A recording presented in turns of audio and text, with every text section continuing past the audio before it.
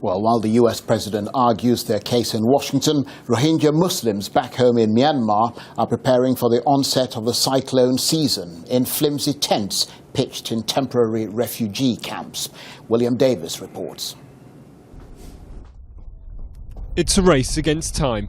In a few weeks, the full force of the monsoon will hit the western coastline of Myanmar, so these new buildings need to be finished, and soon.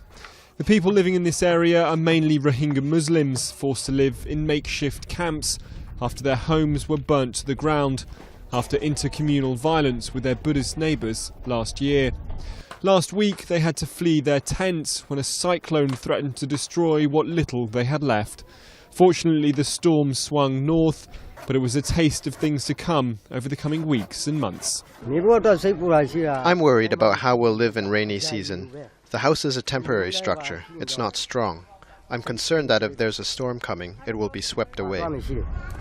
Many of the camps consist of little more than tarpaulin held together with bamboo, hence the need to build more permanent structures. The UN is warning that if a storm does hit, it could be catastrophic. And even if no cyclones strike the region, plenty of problems will rain down when the heavens open.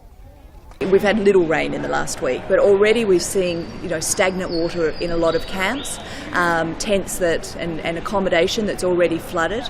The biggest risk here is waterborne diseases, obviously. Water and sanitation is the priority here, and we're facing the risk of a cholera outbreak or something as severe as that.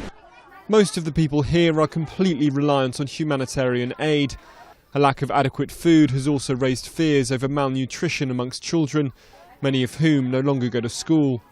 After months of warnings from rights groups and aid organisations, local authorities are now finally taking action. Many of the displaced people were in shelters already.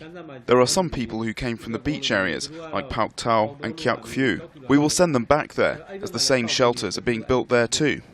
The Rohingya are seen by many of the Buddhist majority as illegal Bangladeshi immigrants, and the two communities are now almost entirely segregated.